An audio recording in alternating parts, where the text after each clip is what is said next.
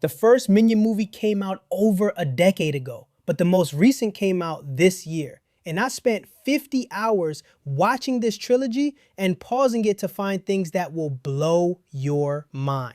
From the real reason why Bob has different colored eyes, to this scene that shows that the Minions were destined to work for Gru. Heck, we even see one of Pixar's most recognizable characters in one of the Minions movies. But stick around to catch a detail that the directors left in by accident and what it means for the franchise. Why aren't you subscribed to this channel? You know what? Let me hit the pause button so you can take all the time in the world to subscribe to Minionaire. What's that? Have you subscribed? Alright, let's get right into it. It took me a while to realize this, but the Minions don't have ears. Yes, they wear a piece of eyewear, and knowing that they do made me believe that they had a pair of ears sitting on each side of their head, just under the strap of their eyewear or something. But every time I hit pause when their heads were on screen, there was one thing I kept noticing. There was no sign of ears. But wait, they perfectly understand each other and don't behave like creatures that are deaf. Is there another part of their body they use for listening? Hey, if you work at Illumination and you were part of the team that made the Minions come to life, it would be nice if you could come up here and give us an explanation, because I really don't know what to make of this at this point. Since we're on the topic of missing body parts, we have to talk about how the Minions don't have a nose. I mean, it was pretty obvious, but I could count a couple of times when having one would have changed the plot of the story, or at least made a scene play out differently. Take for example that moment in Minions Rise of Gru where they want an entire cinema all to themselves, so they drop a fart bomb. Gru is the only person who has a face mask.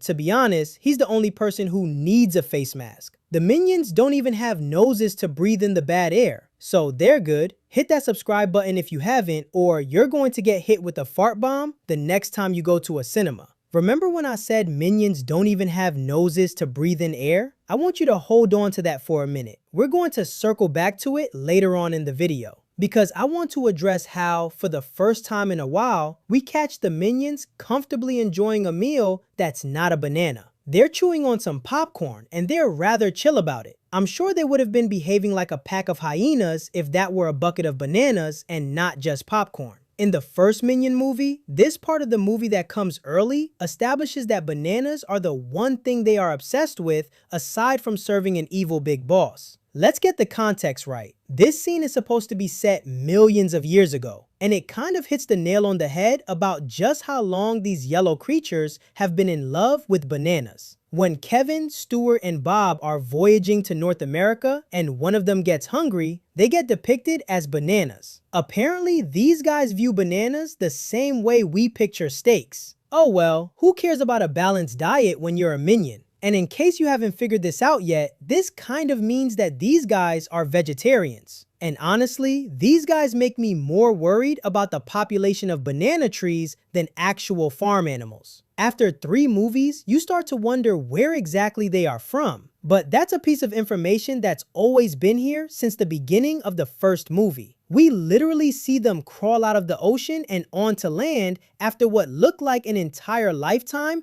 as single-celled organisms. To think that these guys used to be as big as plankton is crazy. They're the definition of really coming a long way. These dudes are literally older than the dinosaurs. You know, that kind of makes the human race visitors on this earth. We're just lucky they've decided to dedicate their time to actually being evil instead of serving someone evil. So here's a detail worth sitting with. The Minions were never one single unit after Napoleon's fall. They actually broke off into 2 completely separate groups, and nobody really nails down the exact moment that happened. The easiest guess points to right after Napoleon's demise. Some Minions clearly decided to hole up in a cave and lay low for a while, but another chunk of them refused to let one master's death put a stop to the whole mission and went right back out looking for the next boss to serve. Honestly, that's kind of a smart move when you think about it. Getting exiled low-key ended up being one of the best things that happened to them. They needed that break after everything that went down with Napoleon.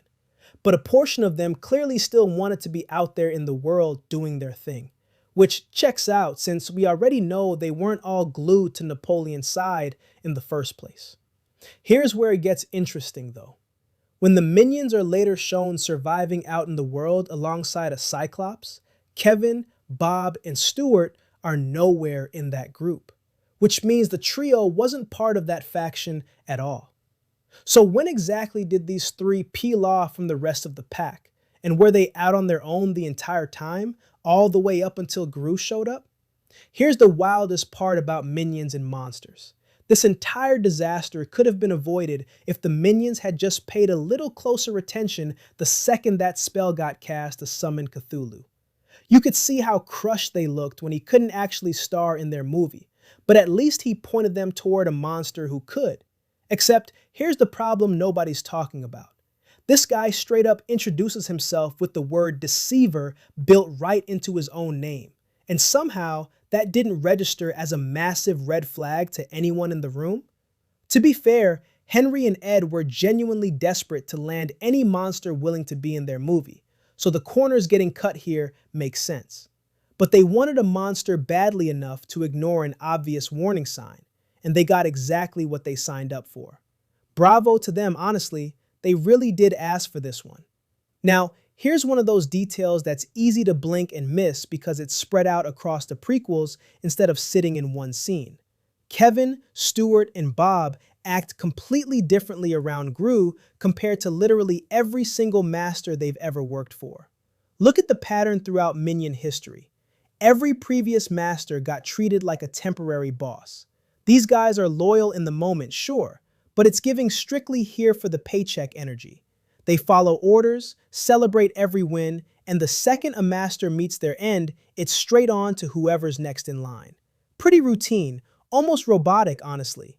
Then Gru enters the picture, and every one of those unwritten rules gets thrown out. Kevin basically appoints himself Gru's personal unpaid bodyguard, watching over him constantly with zero instruction to do so. He even keeps showing up and working for free after the Villain League cuts their funding in Despicable Me. That's not standard Minion behavior. That's genuine emotional investment, and nobody forced any of it. They chose this completely on their own. By the end of Rise of Gru, Kevin, Stuart, and Bob aren't just clocking in for another random boss anymore. They finally found someone they're actually loyal to. Now in Despicable Me 2, we got an entire wedding scene. It was beautiful, memorable, and wholesome. Gru finally found the love of his life. The girls finally found someone to call mommy.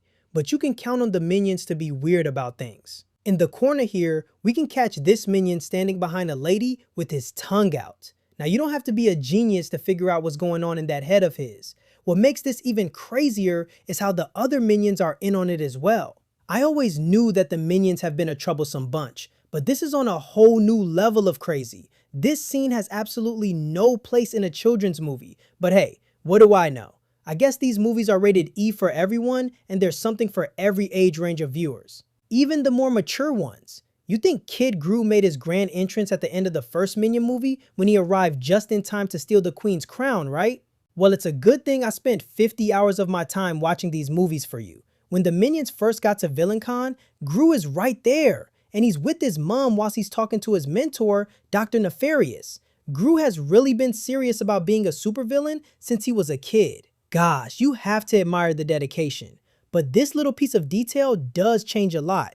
It means that there was no reason for Gru to act as if he was meeting Dr. Nefarious for the first time in the second movie, and it's an ice gun that's on display there, but we never see Gru use it to the first Despicable Me movie.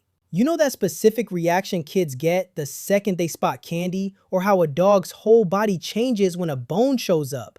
The Minions have their own version of that trigger, except theirs is danger, specifically anything built to go boom. Back in the first Minions movie, when Kevin, Stuart, and Bob needed a ride to Orlando for VillainCon, they hitched a ride with the Nelsons, a family who reads as painfully wholesome at first glance. Dad Walter, Mom Madge, and their kids riding along like a completely normal road trip. They had everyone fooled early on too, didn't they? Because this family is not wholesome in the slightest. They're actual career criminals who rob banks as a group hobby. First red flag. There's a literal skull printed on baby Binky's pacifier. Then a few minutes into the ride, Madge pulls out a weapon and the trunk pops open to reveal a whole stash of gear, including a working bazooka Kevin and Stewart end up firing themselves. Did the minions panic even a little? Not even close. They react like the smell of a home-cooked meal just hit them.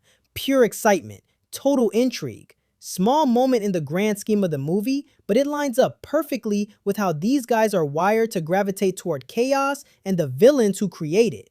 Now we all know that Lucy is Gru's significant other and the absolute love of his life, but what I noticed in the Minions movie was that she appears in these prequel movies more than Gru does, and here's the crazy part, she appears in her adult self in them.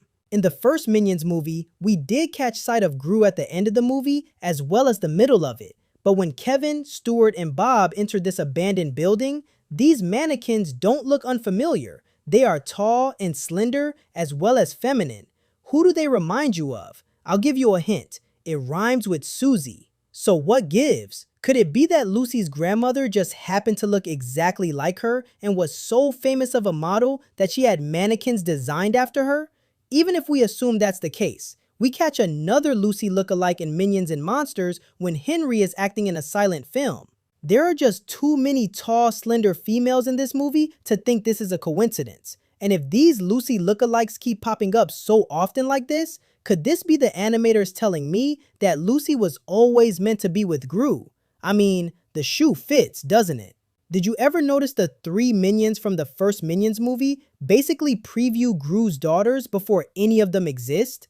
Line them up and the parallels get eerie fast. Start with Kevin, tallest of the trio, most level-headed, the one who actually makes decisions for the group. That's Margot's whole personality too. Oldest of the 3 sisters, responsible, glasses and all, the built-in big sister of the house. Then Bob and Agnes. Bob never goes anywhere without his teddy bear Tim. Agnes never goes anywhere without a stuffed animal either, most famously that fluffy unicorn she's obsessed with. Both youngest, both the soft-hearted one everyone protects. Close enough that Bob gets described as basically a direct mirror of Agnes. Then there's Stewart, genuinely just Edith with yellow skin and 0 English. Rebellious, chaotic, mischief as a personality trait, guitar instead of trouble, her own way, same unhinged sibling energy regardless. Here's what makes this wild though. Minions is set in 1968, decades before the girls are even born. Margot not showing up until the late 90s. So Gru somehow adopts 3 kids, mapping almost perfectly onto the crew he'd already spent years alongside. Coincidence? Sure, if you want to call it that. Hold up, rewind that. Did we actually just watch the Minions build something that looks exactly like Lego before plastic even existed as a material? I know what I saw. These little guys are casually inventing one of the best-selling toys on the planet completely by accident. Here's the detail that seals it. What color are Lego minifigures across basically every set ever made? Yellow. And their heads are shaped like one solid block, which lines up almost exactly with what the Minions are shown building here. Feels like a real theory buried in here. Like maybe some archaeologists eventually dug up whatever marble toys the Minions left behind, and that's what quietly inspired the real-world version of the toy centuries later. For the actual history though, Lego the company started in 1932, founded by Ole Kirk Christensen, a Danish carpenter working out of Billund. But the interlocking brick everyone recognizes today didn't show up until 1949, and the exact stud and tube design wasn't patented until 1958. So depending on when this scene takes place, the Minions either beat Denmark by a couple of decades or by several centuries. Either way, credit where it's due. One thing about the Minions is that when they see a villain take down somebody, they fall in love instantly. That's why they served the T-Rex, because they saw it take down another dinosaur. And they only started serving the caveman because they saw how vicious it could be. So although we never get to see the Cyclops take out the Hydra, it's pretty obvious why the Minions started treating the one-eyed monster as their new big boss. Only if the monster knew that these dudes were actually nothing but trouble. But coming to think of it, it was either get eaten by the Hydra or have these dudes try to kill him. One way or the other, he wasn't going to win. Now, we've already talked about how the Minions can be just a little too thirsty for their kind. We've seen them make funny gestures around grown adult women, pretend yellow fire hydrants were models, and many more weird things. And then we have Bob. He's not really outgoing like the rest of everybody. In fact, he's so adorable that sometimes he puts on a wig and dresses up like a girl. How cute is that? It's so nice to know that not all the minions are crazy crazy. In the midst of all the madness, we can get a dose of cuteness with Bob. When the trio went to the mart, he dressed like the MoMA minion. And when they had to sneak on a plane, he dressed up as a female flight attendant. I guess the role of a flight captain was already maxed out. But still, I think going all girly was a choice. Now, in the same Minions movie, we get to learn a little bit more about how their body works. In the scene where Scarlet Overkill has her husband Herb torture the minions medieval style. And the fact that they decided to use traditional means to inflict pain on our buddies makes you understand why Scarlet is the world's #1 villain. But just when they thought they were going to tear these minions limb by limb, all we get to see is that this felt like nothing but normal stretches for these guys.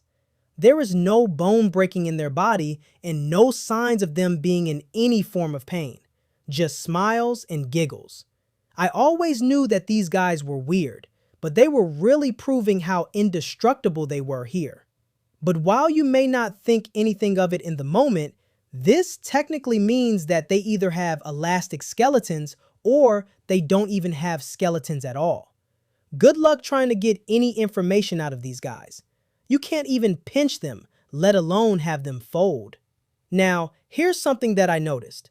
The minions look very similar to one another, but they can be very, very different, especially when it comes to the display of their intelligence.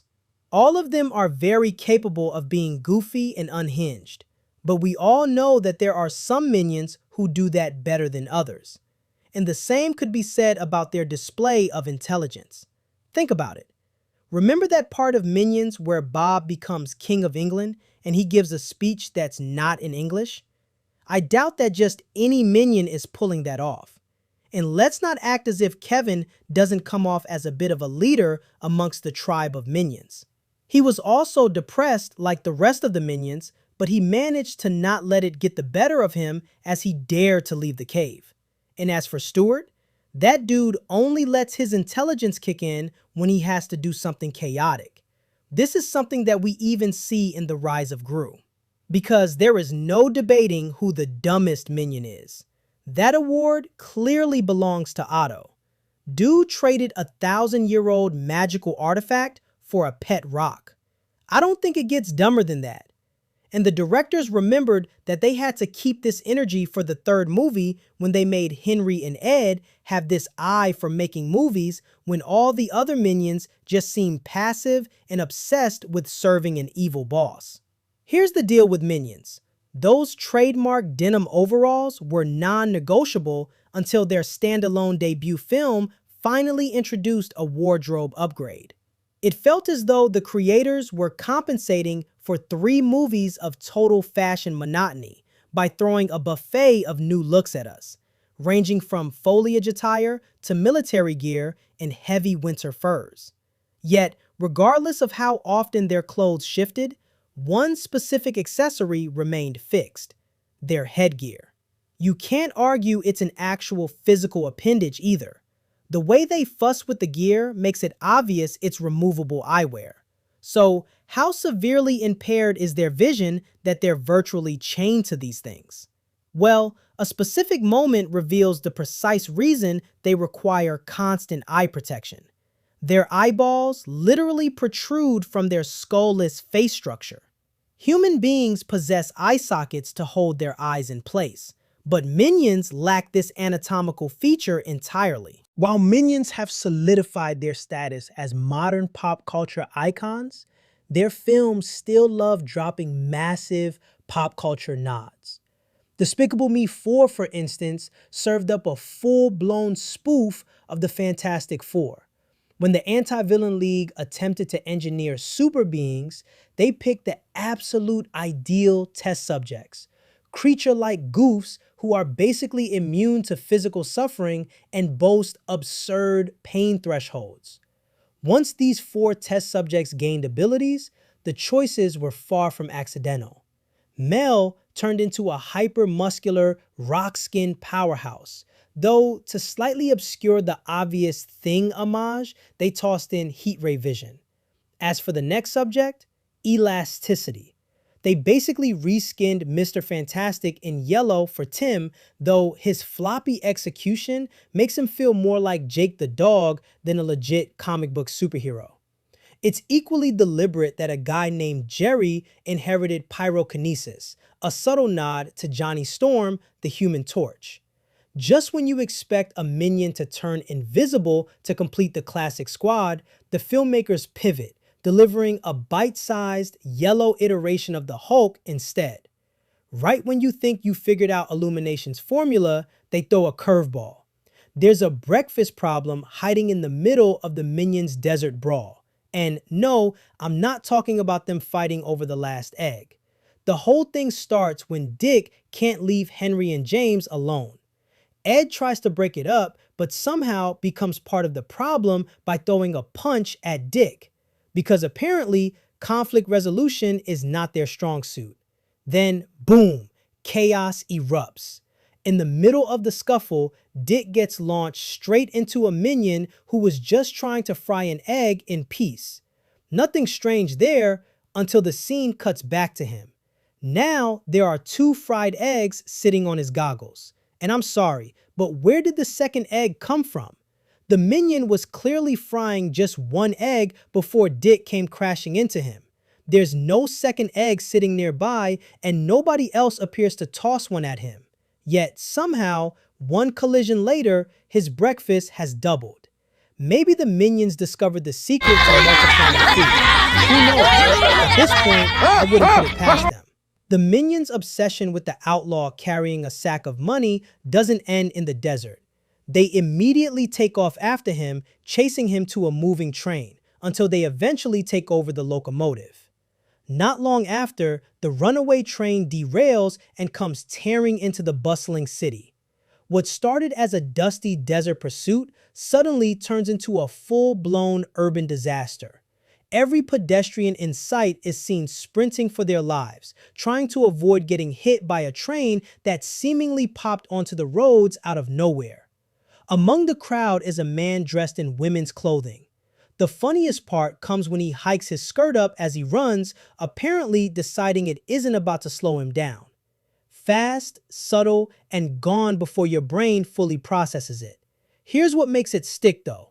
The movie is set around the 1920s, a period when that kind of look would have turned heads instantly and drawn more attention than a quick flash of screen time. There you have it. All the things I found after spending 50 hours watching all the Minion movies. What find shocked you the most? Let me know in the comment section. And go check out our other videos about the Minions as well.